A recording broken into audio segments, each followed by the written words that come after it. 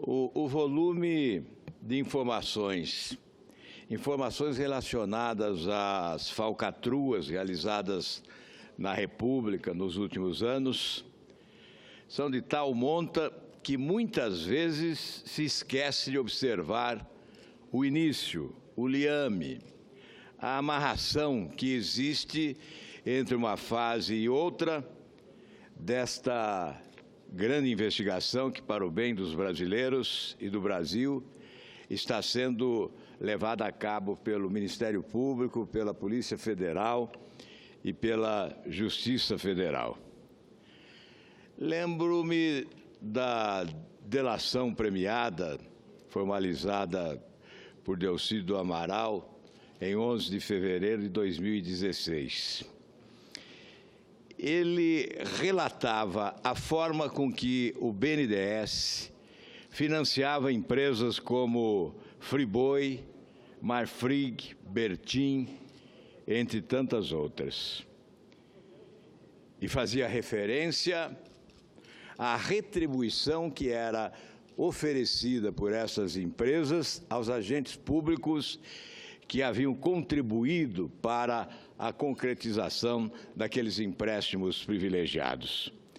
E o ex-senador Delcídio afirmava que, se houvesse uma colaboração de um dos donos destas empresas, a República cairia. Ele afirmou taxativamente: cai a República. E a impressão que fica é que a República caiu no dia em que os empresários da JBS falaram.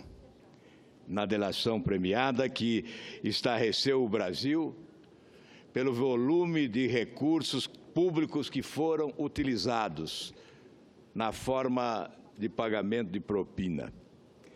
Alguns jornais, revistas, a imprensa criticam o fato do Grupo JBS ter se tornado um gigante internacional com o dinheiro do BNDES.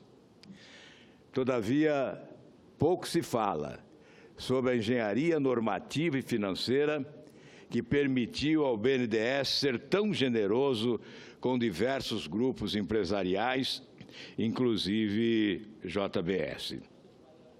Foi por meio de um decreto, o decreto número 622, do dia 21 de dezembro de 2007, que o então presidente Lula modificou o inciso 2º do artigo 9º do Estatuto do BNDES, para permitir ao banco financiar a aquisição de ativos por empresas de capital nacional no exterior.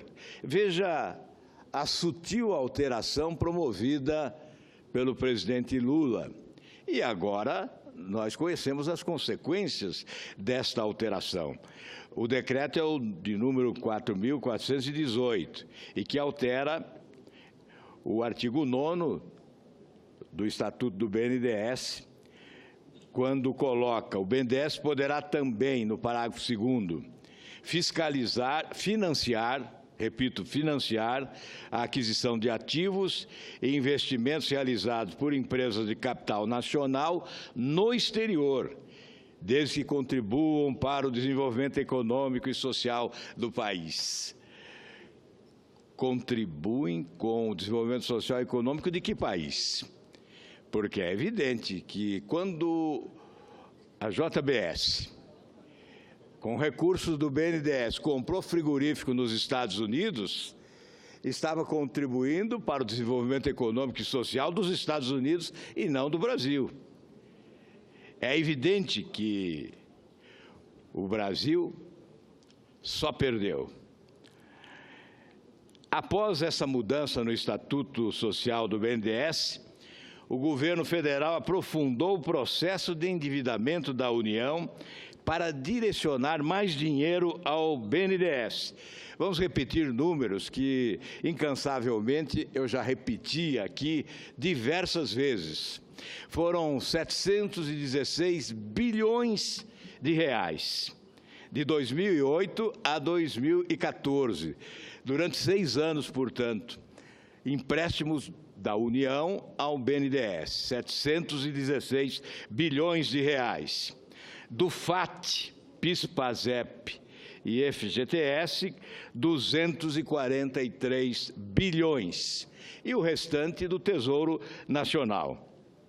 Do Tesouro Nacional foram repassados, portanto, ao BNDES 473 bilhões, um absurdo inédito, jamais visto na história desse país. Cabe observar que o Tesouro Nacional não tinha esse dinheiro para repassar ao BNDES. Todos nós sabemos do aperto das contas públicas nos últimos anos. Portanto, esse dinheiro não estava disponível no caixa do Tesouro Nacional. O governo foi buscar esse dinheiro, emitindo títulos públicos, foi buscar esse dinheiro emprestado, pagando juros de mercado, juros taxa Selic, a 14,25%. Esse mesmo dinheiro foi repassado ao BNDES com juro igual a TJLP, que oscilou no período entre 5% e 6%. Portanto, o governo pagava o juro de 14,25%. Esses empresários que agora estão correndo da justiça, esses empresários pagavam ao BNDES um juro de 5% a 6%. E essa diferença, quem cobria essa diferença? Quem cobria essa diferença? Ora, você que está ouvindo esse discurso agora e que paga impostos. O contribuinte brasileiro subsidiou essas taxas de juros privilegiadas praticadas pelo governo brasileiro através do BNDES com os chamados campeões nacionais. E mais do que isso, com os países amigos de quem governava o Brasil. Cuba, Angola, Venezuela, Equador, enfim, países mais próximos ideologicamente daqueles que governavam o nosso país, com o benefício de recursos facilitados. Essa diferença paga pelo povo brasileiro alimentou algumas das ditaduras mais corruptas do universo. Alguns ditadores tiveram sobrevivência graças a esses recursos que saíram dos cofres dos trabalhadores brasileiros, especialmente, através do FAT, do PIS-PASEP, do FGTS. Recursos pertencentes aos trabalhadores brasileiros foram repassados para alimentar as ditaduras sanguinárias de outros países, alimentando também a corrupção internacional. As empresas que obtinham aqui os recursos realizavam obras, ou supostamente realizavam obras. Provavelmente, em alguns casos, as obras sequer foram realizadas e os recursos foram desviados. Até 2060, o povo brasileiro complementará a diferença entre essas taxas de juros aos empréstimos realizados pelo BNDES nestes anos, no valor de 184 bilhões de reais. Portanto, os brasileiros pagarão 184 bilhões. Subsídio para a diferença entre uma taxa de juro paga pelo governo e a taxa de juro oferecida pelo governo aos empresários beneficiados nesse esquema de corrupção. Um complexo esquema de corrupção, sim, que começou lá atrás, com a alteração do Estatuto do BNDES. A corrupção foi planejada. Ela não ocorreu por acaso. Ela foi planejada, envolveu o presidente do país, que autorizou por decreto a alteração do Estatuto do Banco, a fim de que ele pudesse financiar essas empresas que levavam esses recursos para o exterior. Serão, portanto, 184 bilhões nos próximos anos. Com estrutura normativa aparelhada e caixa robusto, o BNDES se tornou uma poderosa instituição de financiamento com alta ingerência do Poder Executivo em suas decisões. Essa situação corresponde exatamente ao momento de apogeu de empresas como o Grupo JBS e o conglomerado de Eike Batista. Foi exatamente após essa mudança do Estatuto do BNDES que o Grupo JBS adquiriu grandes empresas nos Estados Unidos. Efetivamente, analisando a sequência de fatos que hoje temos conhecimento, fica fácil verificar que os crimes praticados foram planejados, um esquema planejado de corrupção. Não ocorreram de forma aleatória e de acordo com as oportunidades, não. As oportunidades foram devidamente planejadas e executadas, inclusive com mudança na legislação e emissão de títulos que inflaram a dívida pública brasileira.